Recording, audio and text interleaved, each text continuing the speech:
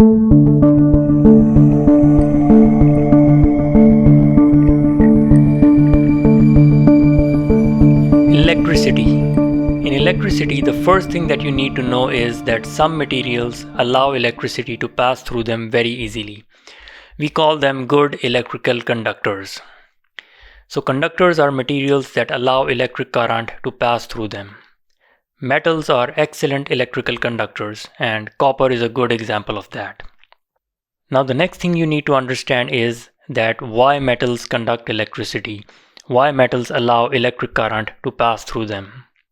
And to explain that, I'm going to make a very rough drawing of the structure of a metal atom. At the center of the metal atom, there is a nucleus, and this nucleus is filled with protons, positively charged protons.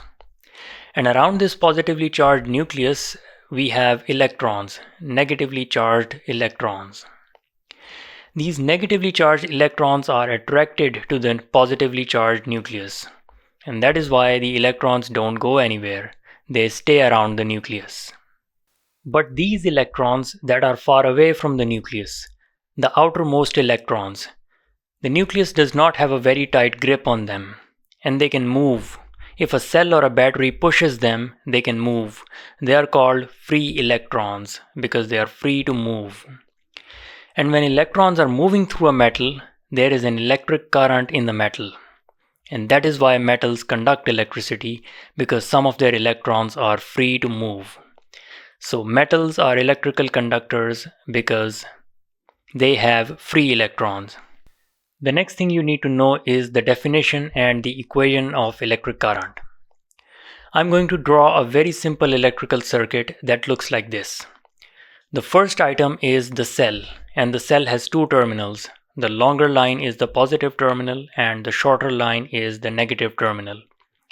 And the cell is the source of electrical power. It will push the free electrons around the circuit. And for that we have the wires, the copper wires, that contain the free electrons that will move around the circuit. And there is one other thing, a resistor. This rectangle is a resistor. It will use the power from the cell. But at the moment, we are not worried about the resistor. We need to understand what is happening in these copper wires. Suppose this is a portion of a copper wire, and inside a copper wire there are lots of copper atoms, these black circles. And around these copper atoms there are lots of free electrons, these small red circles. If we attach a battery to this wire, electric current will flow in it. Suppose on the left end of this wire we attach the negative terminal of the battery, and on the right end of this wire we attach the positive terminal of the same battery. The negative terminal will start to push the negative electrons away from itself, and the positive terminal will start pulling the electrons towards itself. The electrons will start flowing from the negative terminal to the positive terminal. Now more electrons will keep coming into the wire from the negative terminal of the battery, and they will keep flowing from negative to positive. And this is a short circuit. We will learn more about that later. Now when these electrons are flowing through the wire, there is an electric current in the wire. And you also know that electrons are negatively charged. They carry a negative charge on them. So when electrons are flowing, negative charge is flowing. And that is current. It is the quantity of charge that flows through a point in a given amount of time. Now we can write the definition of electric current. Current is rate of flow of charge. Or you can write current is charge per unit time. We can also write this definition in the form of an equation. Current is equal to the quantity of charge that flows through the circuit divided by the time it takes for the charge to flow. In symbols, we use capital I as the symbol for current, capital Q for charge, and small t for time. So in symbols, the equation is I equals Q divided by T. When you use this equation to solve problems, you have to use the correct units, the SI units. The SI unit for current is the ampere, capital A. The SI unit for charge is the coulomb, capital C. And the SI unit for time is the second, small s. So the ampere is equal to coulombs divided by seconds, or coulombs per second. Now let's solve a question about electric current. The first part is define electric current. The second part is define the ampere. And the third part says that the figure 1 shows an electric circuit. Okay, so there's a circuit in figure 1 that has a cell, a resistor, and connecting wires. A charge of 400 coulombs passes through the resistor in 200 seconds. Calculate the current through the resistor. Let's write the answers. The first part, define electric current. Current is rate of flow of charge. If you want to write it differently, you can also write current is charge divided by time, or charge per unit time. The second part, define the ampere. Ampere is the unit of current, and the ampere is equal to coulombs divided by seconds, or you can write coulombs per second. In the third part, we have a circuit and there's a current in the circuit. That means charge is flowing through the circuit. It says that a charge of 400 coulombs passes through the resistor. That means charge Q is equal to 400 coulombs. Next, the time taken for the charge to pass through is 200 seconds. That means the time T is 200 seconds. And we have to calculate the current I through the resistor. Now you have learned that I equals Q divided by T. So simply place the values in this equation. Q is 400 coulombs divided by T is 200 seconds. And that gives us 2 coulombs per second, or 2 amperes of current passing through the resistor. Sometimes in the question, the quantities given to you are not in SI units, and you have to convert them to SI units before using them in the equation. For example, this question from May-June 2024 states that the figure shows a solar-powered charger connected to a cell phone. Now this is the solar-powered charger and it is charging this cell phone.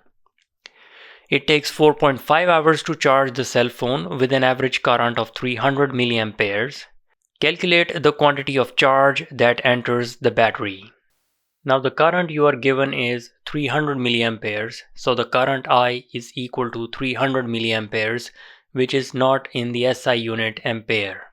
Milli means multiplied by 10 to the power of minus 3.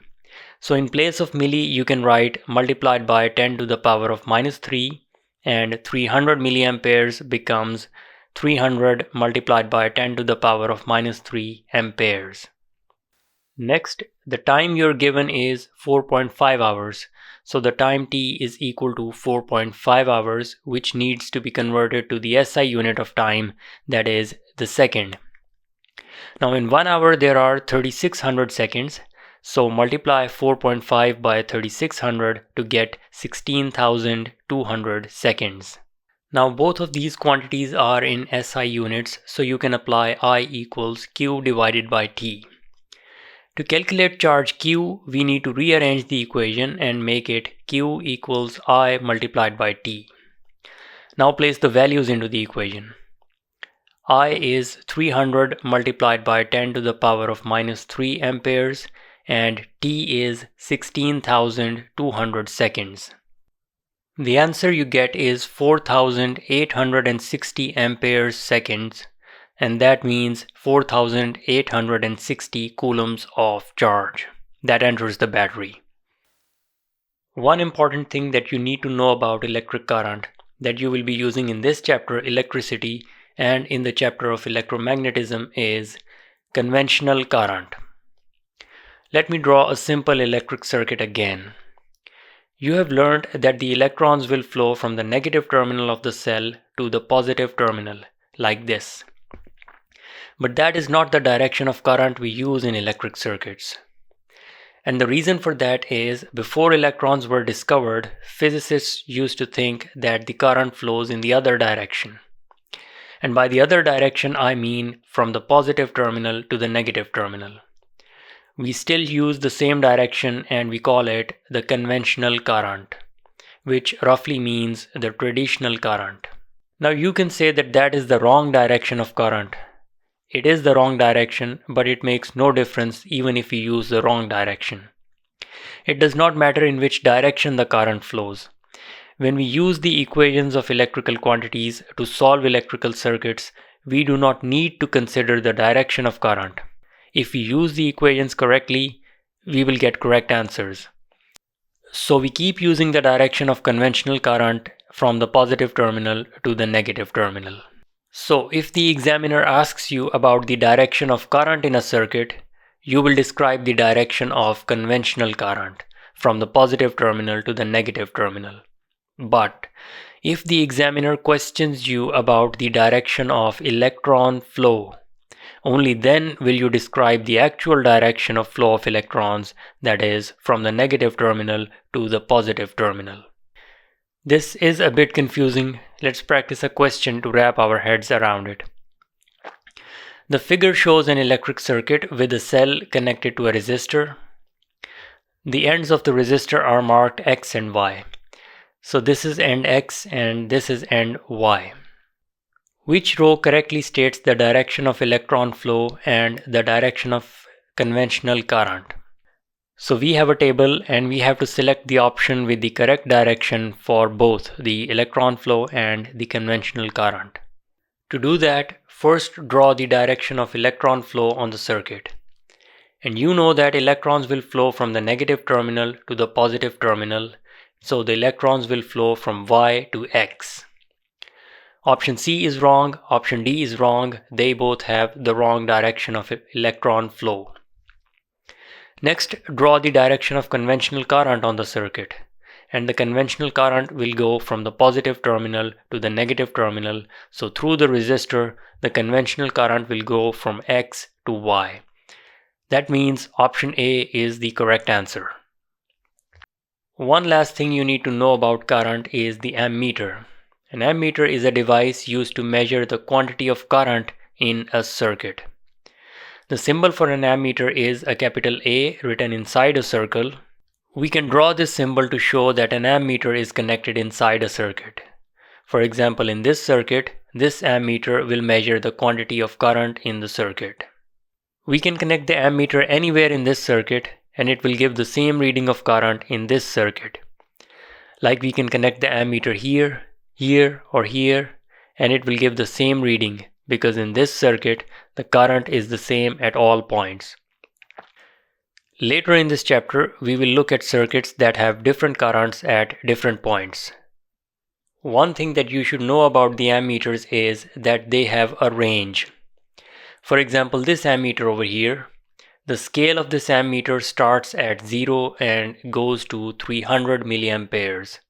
The range of this ammeter is 0 to 300 milliamperes.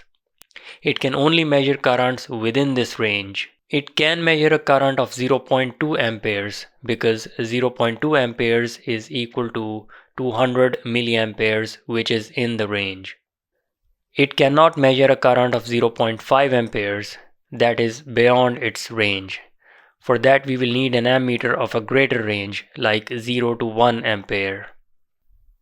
Now these were the basics of electric current. In the next lecture on electricity, we will study about the voltage, the electromotive force and the potential difference. Until the next one, take care. Ma'as salam.